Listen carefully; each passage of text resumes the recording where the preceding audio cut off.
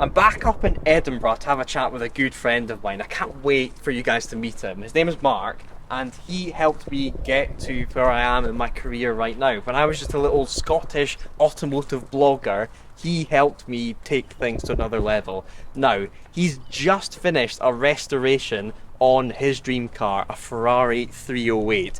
I'm not that big into classic Ferraris, but the amount of work he's put into this thing is absolutely insane. So let's go inside, meet Mark, and see the car.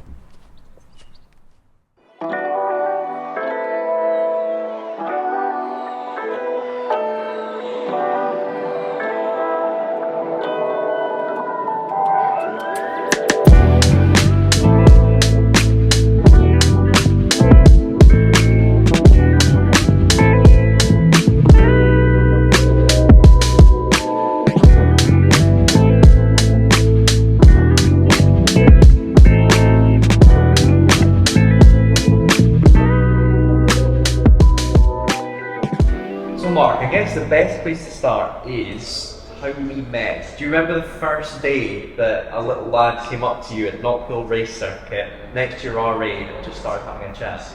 I remember it well, Mike. It was one of the men, I don't know if it was a World of Supercars event at Knockhill Circuit, but it was a rainy day, as it often is there.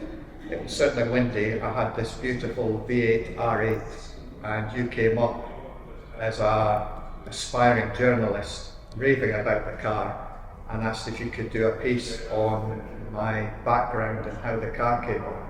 That's right.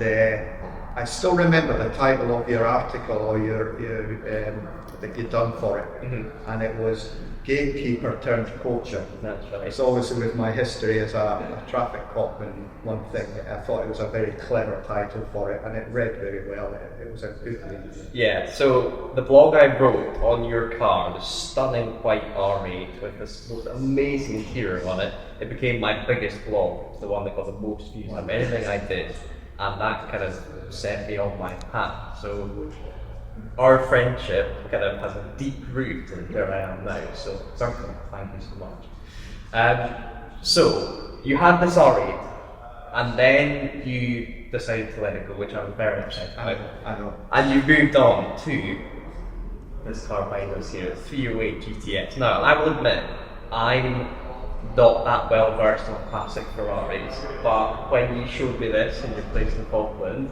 what a stunning piece of kit.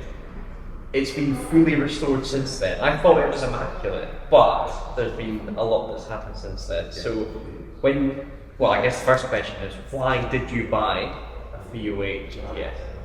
I think a lot of people will probably assume that it's growing up on the stereotype of Magnum PI and all this, but part of it's true, part of it was for Magnum PI. There was, to me, growing up in my formative years, watching Magnum, I watched it purely for the 308 Ferrari. It was the prettiest, most beautiful Ferrari. Maybe the ladies watched it for Tom Selleck, I certainly watched it for the Ferrari. And then growing up with that car, it moved into the mist of time.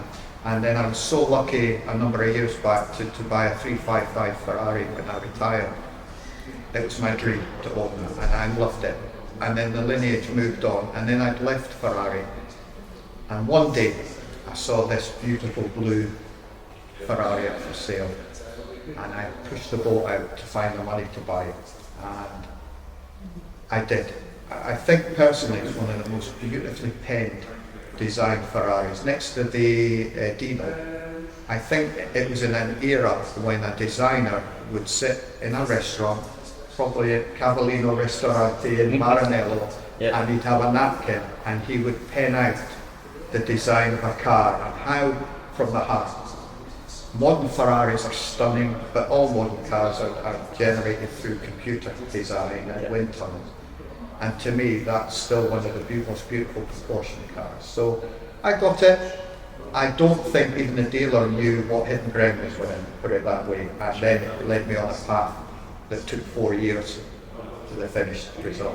Okay, well, just going back a bit, the cars you listed there, 355, you've had a 360. You are one of the biggest petrol heads I think I've ever come across. Well, on the internet, there's plenty of restoration videos I've been involved in, but very low level cars.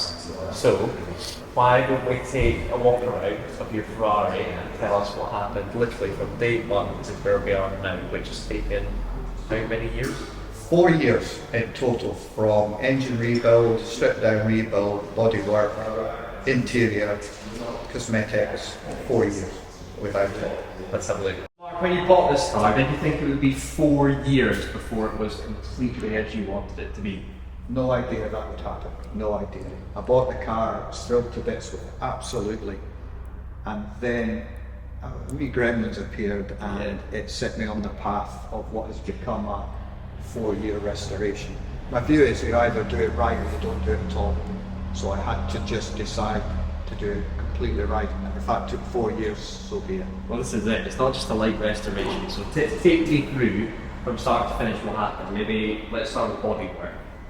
Right, for those that would know, the front of it's an American car, so it came from Phoenix, Arizona in 2015. Okay. I didn't import it, but it came from Phoenix, Arizona. So it had the American big, chunky, heavy bumper, and it was sticking out to big black plastic thing. It had two shock absorbers on it that weigh a ton, and when I tried to lift the bumper when I took it off, I could barely lift it myself. It was ugly, and the spoiler on it was very much a recessed spoiler. It sat back like a bad overbite, and it had the very thin grille on it. It just wasn't particularly aesthetically pleasing at the front. Yeah. So I always knew I wanted an original deep chin spoiler on it, and that's what I was going for, the deep chin front spoiler. And therefore the rest of the design on the front took work from there. So in my head, I wanted it to be period correct for what you could do with what was available for a car of that time. So what would be available would be Carello spotlights. These are what Lamborghini, Ferrari always had on their vehicles. These are new old stock. I sourced them in Europe. Okay. I wanted the front to have a little bit of the look of a 288 GTO, but still be period correct. Yeah. The deep chin spoiler works beautifully. And this fantastic grille was then custom fabricated in aircraft grade stainless steel by one of the genius metal workers at the restoration company. So you can't get these new old stock, these have to be this made? was custom made to fit the gap between the spotlights, because they had to fabricate where the spotlights would fit behind the grille. And so that was custom fabricated just well. And to let it work, the fans behind it now are modern fans, better cooling, but they don't have the big sticky out motor that was on the original ones with the plastic veins on it yet. Okay, so I mean the body looks fantastic, but a car of this age I would assume needed some rust proofing or some welding needed done. Did much need done to the rest of the car? Or? The only bit of bodywork that was needed was one of the door sills, not due to rust, but due to damage that had been rippled, had to be cut out. So about half a metre of one of the lower sills was fabricated again by the restoration company. Okay. And other than that, the car hasn't needed any other bodywork. I guess if it's American, it's fairly dry over there, so yeah. One benefit is it came from a very dry state in Arizona. Hopefully Scotland doesn't mess it up. No, we're not going to have it near the salt. Yeah. Okay, so if the body was immaculate, what about the interior? Because this is just fantastic. I mean, you don't muck about with interiors anyway, after the whole R8 story, but this is just fabulous. The interior it was originally a horrible dark blue seat, and they've been recovered anyway in America, so I didn't have a problem with doing it again. Yeah. So very, very dark blue carpet, just didn't work. Blue door cards. Been too much It blue. was too dark. So I thought, let's get it done. So I had to pick the leather colour quite carefully. Yeah. The company were really good at what they did, refabricating the original door locks on the door pouches, so beautifully done, beautifully worked. So the door pouches have been redone, but they've kept the original locks. Yeah. So they just pop open. The seats were done in the original design, but you'll see the stitching on the seats is contrasting with the colour of the leather. And the steering wheel was retrimmed as well, and done with the stitching that matches the colour of the seats too. and new carpets. I love the little plaque, the chassis number. Yeah, it's on top of the wheel. And the only thing that's on the car that wasn't period correct on the car is if you look at the door sills, you'll see I've had subtly done the 308 logo and prancing horse done on the door sills. All about the details. It's little details, but not spoiling it. Yes, absolutely. So, you were saying wheels. These look immaculate. Are these brand new or have these been restored? No. Story behind the wheels, they came with the original Ferrari, would you believe, 14-inch wheels on it. Because they had the TRX, what they call balloon tyres. So it's small rims but big tyres in the end. There was an option in the late 70s and early 80s. A company called Compomotive made split rim alloys, predominantly for race cars, but also for some road cars like Porsche and Ferrari. Through a contact I knew from my car days of driving on some of the roads that I used to use, I found these in a garage, all rusted and in a poor condition, but original from a Ferrari 308 from the late 70s. I knew the chap that used to have the 308, a lovely man called Joe Officer, who sadly passed away. And it was through his sister that I got these wheels. I had them refurbished by a chappie in Glasgow, whose name is Mick the Polisher. Sounds a little bit like... That's the man you want. That's the man you want. And went across with him to him, and he did this job of refurbing. Originally they were gold here, which to me was a bit too, not right for the car. So when I had them redone... Some Ferraris might. Yes, but not for this. So, yeah. I know they might look cheap plastic caps, but they're the originals. Original caps on the 1979-ish Compomotive alloys. They're 15-inch rims, which means the tyres then, instead of £300 a pop, are about 110 a pop, because they're on a 15-inch rim and not a 14-inch rim. Looking at this is what modern cars are missing. A nice big chunky Yes. sidewall. Especially Where's that gone? Especially with potholes now, with the amount of potholes that you get a tiny aspect ratio. Absolutely. And you damage the rim, at least there's a bit of cushioning in there, I hope. Yeah. I mean, comparing it to this SF90 we've Yes. got right next to us, Yes. honestly, like quadruple sidewall. Yes, you've got a bit of leeway there, a bit of forgiveness you would hope. Yeah. Right, okay, let's move on to the best bit for me. I'm an engine man. Right. And I know from the start it's been the main point of this whole restoration. Yes. This is kind of what started That it kicked it off. off. So let's pop the bonnet, do you call it? Bonnet, hood, Cam trunk, cover. lid. Yeah. I don't know, I still don't know what to call it. Oh, I didn't realise is that spring loaded? It's spring loaded. It's a little coil here with a wire, Just and it's snaps spring into loaded place. and just snaps into place. Yeah. Look at that engine. So it's a transverse V8. Yes. So that right in there. Mid-engine, transverse V8, power in the back wheels, 3 litre. Not huge horsepower. I think it's about mid to high 200s.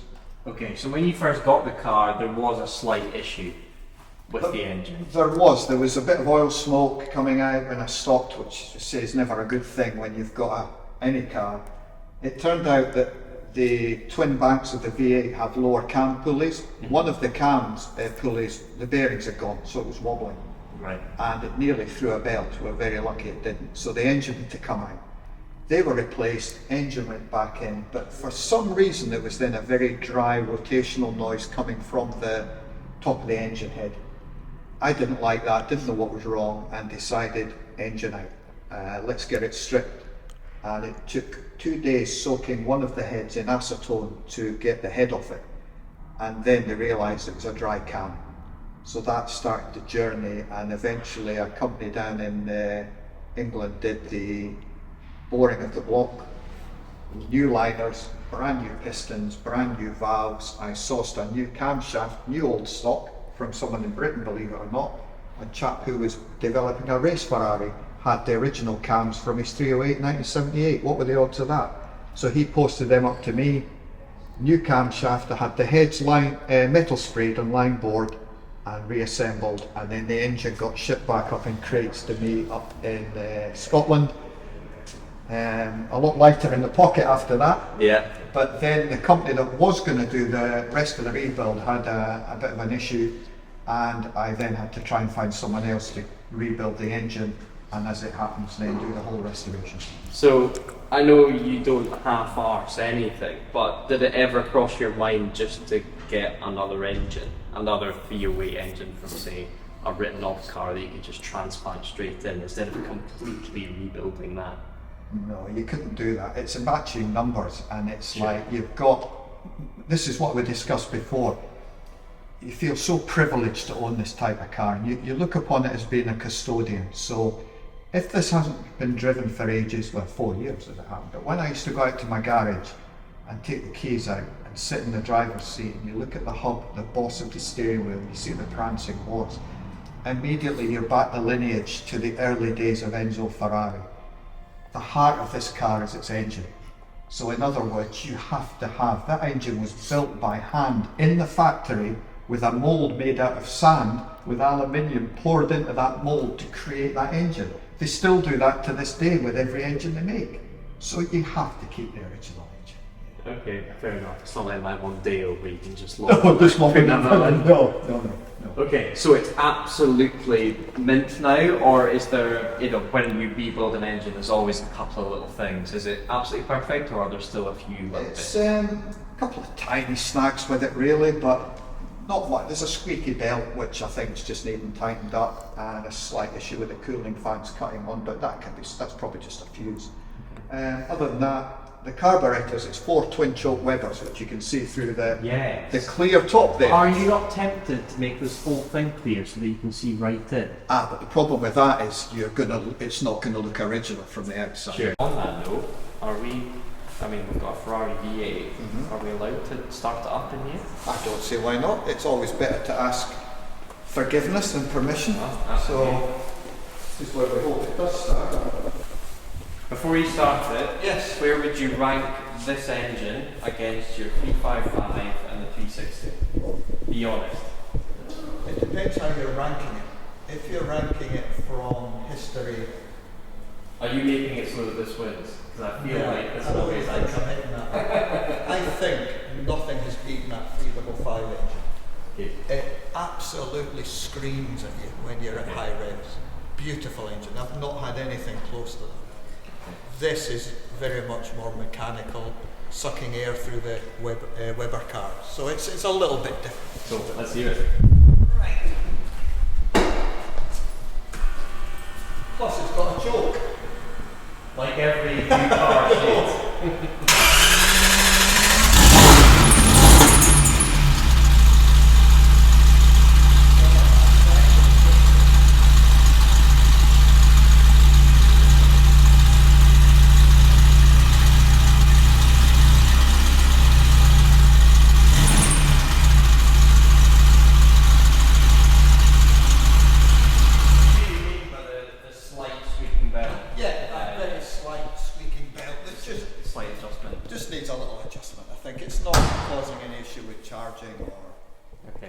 I'm interested to see what the audience thinks of these, because again, you love sort of trinkets. These are kind of the ultimate Ferrari trinkets. Explain what these are.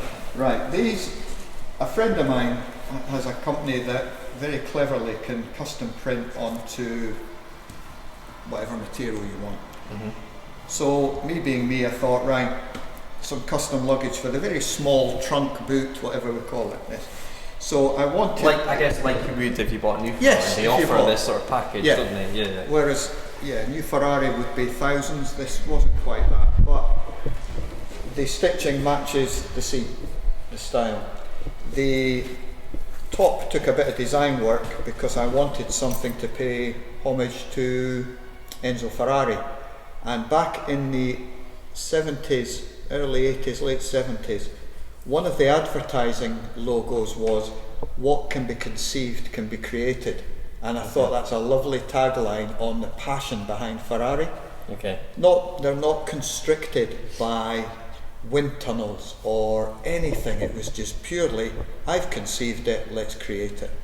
And so there's Enzo and the 308 just in relief on the custom luggage. And are these going to get used, or are these just Oh no, ornaments? they'll be used. Yeah, they'll be used. So I'll see these out at Malay. You'll see these, yeah, absolutely, yeah. Right, okay.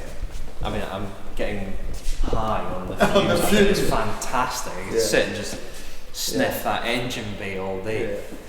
Well, thank you so much for looking around the car. I know you've got quite a chunky boot just around the corner, which we'd love to have a look at. Which, I mean, it totally epitomises how you approach cars. It looks just like every single thing that's happened to this car is in that boot. So yeah, let's go and have a look at that. Brilliant, we'll do.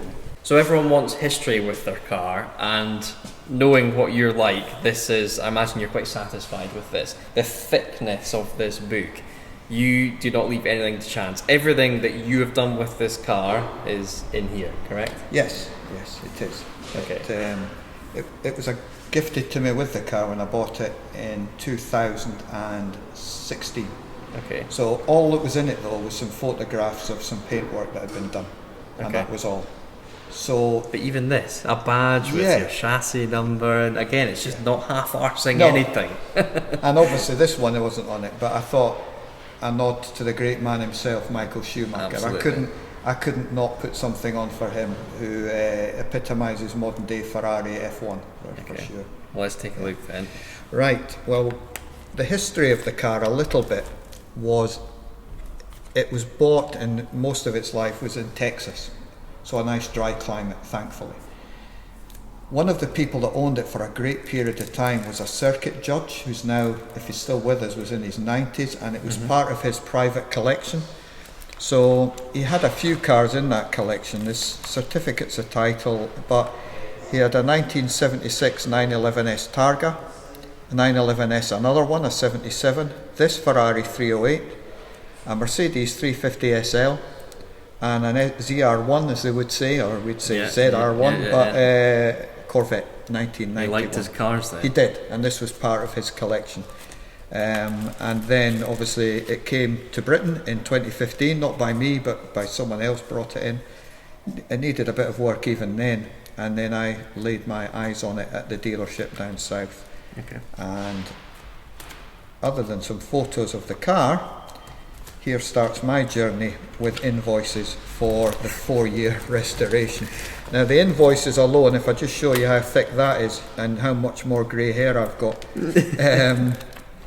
that double-sided is 67 individual invoices that were sent to me every Friday without fail. So every Friday I would get an email from the restoration company. And I'm allowed to name them because they're wonderful. Yeah, absolutely. It's Clydesdale Classic Cars in East Kilbride, and the skill set these people have within. If you looked at the building from the outside, you would turn and run. Okay. But it's what's inside that counts. And you go in and you speak to the project manager, Vladimir, you speak to Mac, the wizard whose artistry with metalwork. Their skill set is exceptional. Not being said, every Friday my email comes in and I have to open the PDF document. So you double click it and you stand back from it and you sort of approach it from a distance, hoping in the bottom corner you're going to see just 3 figures. Just 3 of it, yeah. And then you look and you think, oh, that one's all right, that's only a couple of £100. And then at random you pick another one and you think, well, what are we now? Oh, 1,100 or 3,100, and you think, I'm not surprised. I was doing lots of other little jobs to save up to do this. So was your vibe with Clydesdale Classic Cars, was it just go ham on it and whatever it costs? Did you have a budget in mind, or was it just make it how I want it? Being new to restoration, never done it before, hadn't a clue, knew what I wanted, I made the mistake of asking for an estimate. And they gave me an estimate, but what I didn't realise was that when that estimate's given and they phone you up and say, Mark, we've taken the suspension apart to put new bushes in, so the wishbones are off. Do you want us to vapour blast and powder coat them while they're off? And you're going to go, that looks like a great idea. It does, yeah. And of course, yes please. And the cost went up and up and up and up. And I'm not kidding you, I don't have the wealth behind me. I had to work and save and over 4 years, and all I can say is thank God my invoices did come in every Friday, because if they came in one invoice at the end and I had this chunk here as one bill, I wouldn't be stood up right now, yeah. Okay, so I don't want to be crass, but how much was the car from the dealership originally? It was 55, and Okay. that was back in 6 years ago, so 2016. Okay, and then how much roughly in invoices is in this folder? I'm scared to look properly, but I would guess about the same again. Wow, so there's over 6 figures Yeah, sitting here yeah. of your cash. Yeah. How does that make you feel? 2 ways of looking at that. One way is I'm really pleased because I know it's a lot of money, but when you have a vision and you want something to be as it is, and you see it come to fruition, you feel great. If someone had said to me, Mark, you're going to have to spend £55,000 to do this restoration, I'd think I'd have thought twice and sold it as it was. So you have to either do it properly or don't do it at all. It's as black and white as that. You can't half bake it.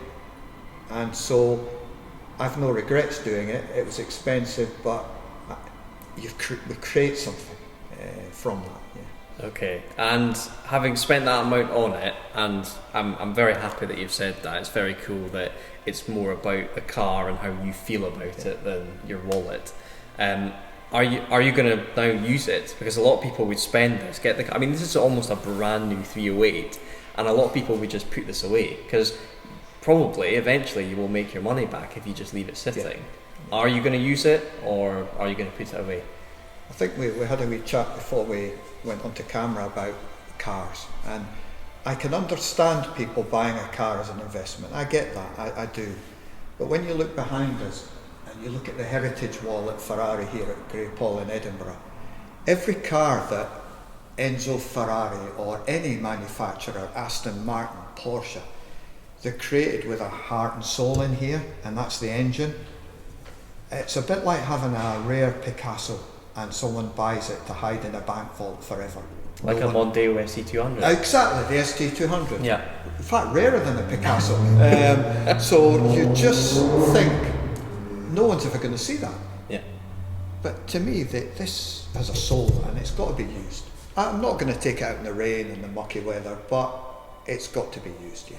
Well, you have your driving club, Driving Scotland, Yes. that you've been very kind inviting me to some of the events over the years. Will we see this doing trips around Scotland this year? Yes, once I gain confidence in it, and Okay. that'll take a wee while, but once I'm happy, yeah, absolutely, it's going to be used, yeah, for sure. Okay, well, good luck with the snagging, and well done on what is one of the most beautiful restorations I've ever seen. Thank you, Mike. No, I appreciate that, and as always, lovely to see you. Absolutely. Cheers. Yeah, thanks. So guys, what do you think of Mark's 308? I think it's absolutely stunning, and I know it's maybe not the most desirable Ferrari, but that kind of doesn't matter in the grand scheme of things.